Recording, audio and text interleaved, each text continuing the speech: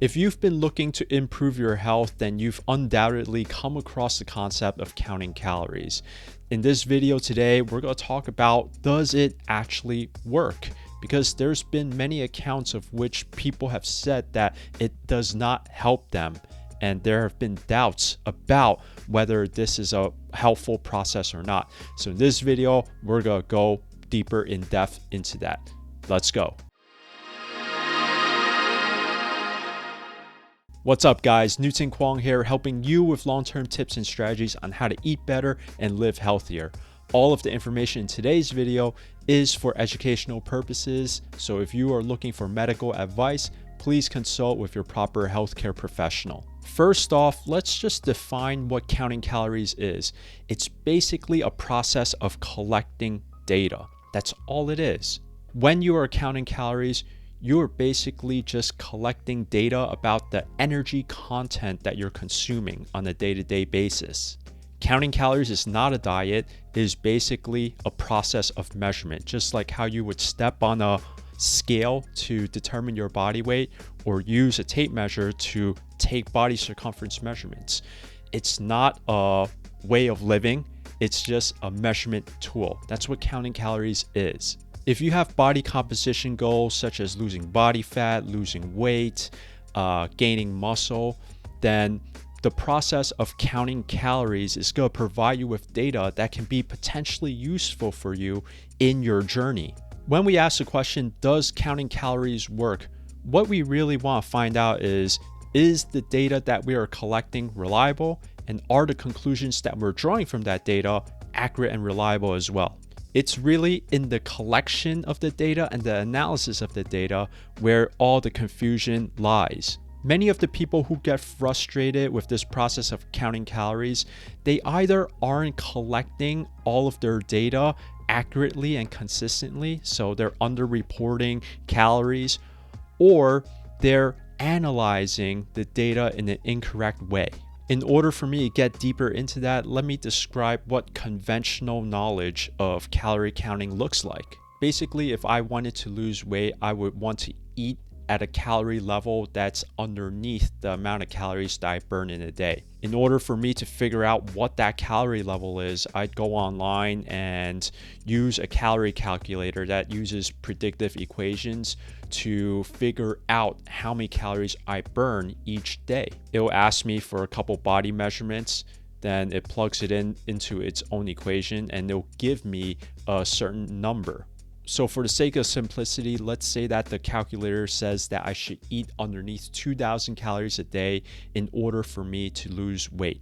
For the next couple days, that's what I do. I eat below 2,000 calories and voila, I see that I'm starting to lose weight. However, after a couple of weeks of doing this, it stops working. And usually this is the frustration with many people. After a couple of weeks of using this conventional approach, their results start to dwindle. One of the considerations that is not being captured through this conventional approach is the concept of metabolic adaptation.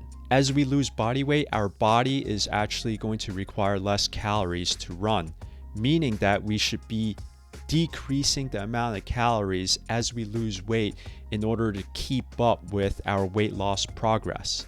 In addition, as you feed your body less calories, it's going to adjust how much energy that it burns relative to the decrease in the food that you feed it. That means that if I started eating 1,800 calories per day, then the energy output of my body is going to decrease as well in order to maintain some level of homeostasis, some sort of balance with the 1,800 calories that I'm ingesting each day. These adaptations that occur are actually defense mechanisms within our body to stop any unnecessary body weight drops, body weight decreases, because the body senses that as a threat to its survival. That means that we have to make adjustments in order to take into account these adaptations that happen to continue our weight loss progress.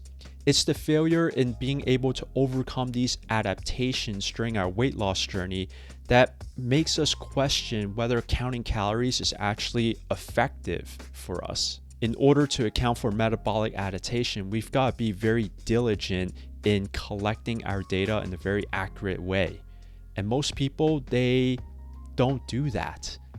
There's actually studies that discover most of its participants underreport their calories by a significant amount. So it's very reasonable how many people see that counting calories is not a productive action because they are working with data that is unreliable and inaccurate. Another common thing that people do is that they tank their calories to an unsustainable level.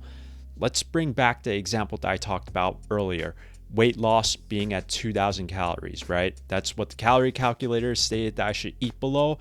So what I would do instead to accelerate my fat loss would be to eat at 1,000 calories a day. What I do is I eat 1,000 calories a day for a few days tops before I go crazy and then overeat on 1 to 2 meals, which then pretty much wipes out all of the calorie deficit that I accumulated over the past few days.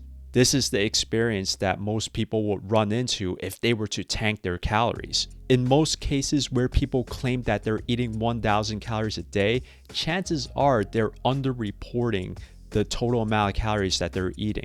It is very hard to sustain 1,000 calories a day for a long period of time.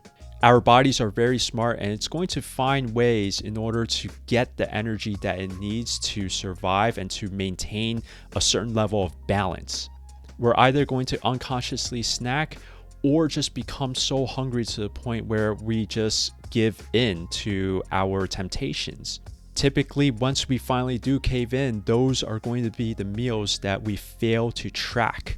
Due to this, we're not going to have a complete data set where we can draw reliable conclusions from. It's in those lapses of data collection that's going to cause all of the confusion and frustration of why calorie counting isn't working. All right, so I've gone over a couple points as to why some people become confused or frustrated with counting calories, as well as some considerations that people fail to take into account when they're counting calories. So what are some of the things that you can do right now to make sure that you can make counting calories work for you? Before I get into all of that, if you're finding value in this video, then please consider liking this video and subscribing to my channel for more content just like this. And let me know in the comments down below what has been most helpful for you so far. Does this clear anything up for you? Let me know. Post in the comments down below. Here are some of my suggestions on how to make calorie counting work for you.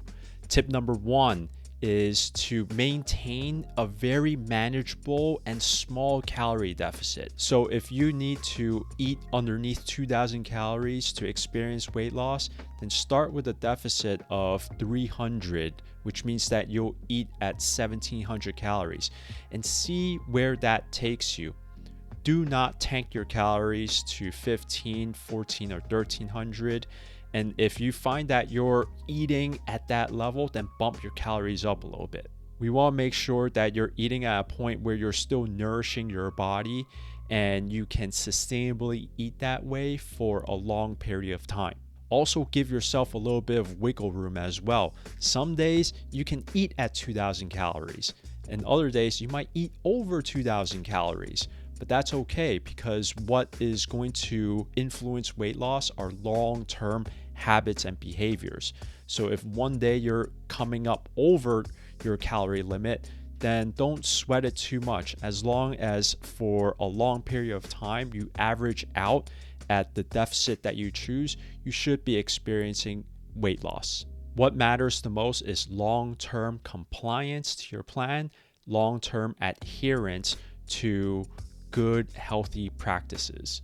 Tip number 2 is that as you're experiencing drops in your body weight, you need to take into account the drop in energy expenditure that you have, and you need to drop your calories by a little bit each time. Again, do not tank your calories, but just know that you've got to adjust the amount of calories that you eat as you're seeing good results for yourself. Tip number 3 is that throughout this entire process, just make sure that you're tracking everything. Make sure that you're collecting the most reliable data as you can. The more reliable your data, the more reliable your conclusions are. Make sure that you're getting your serving sizes correct, that you're weighing out your food, that you're tracking your snacks and tracking your fluids and alcoholic drinks as well, because the whole purpose of counting calories is to get accurate data. If we're not doing our due diligence in maintaining a high level of accuracy with our data, then we're actually just wasting our time. You can use less robust ways of measuring your portion sizes without having to go into the level of detail of calorie tracking. But if you are going to track your calories, why not do it in the way that it was intended to be done, which is to be accurate? Tip number 4 is to spend time where you are not dieting. It's to spend time to eat at a level that satisfies you. Ideally, as you count your calories, you should have picked up some good habits in terms of food selection and portion sizing. So what you would do is to continue on with your life without tracking calories and just continuing on with the good habits that you picked up. The goal is not to keep counting calories forever. It's to gain enough awareness over our own eating habits that we can make sound decisions without having to rely on counting calories anymore. Also, it's healthier for our body to not continuously diet the entire time, where we're putting a constant strain on our body by feeding it less calories than it needs to spend each day. We should be spending a good amount of time during the year eating at a maintenance level, where the calories that we eat equals the amount of calories that we burn.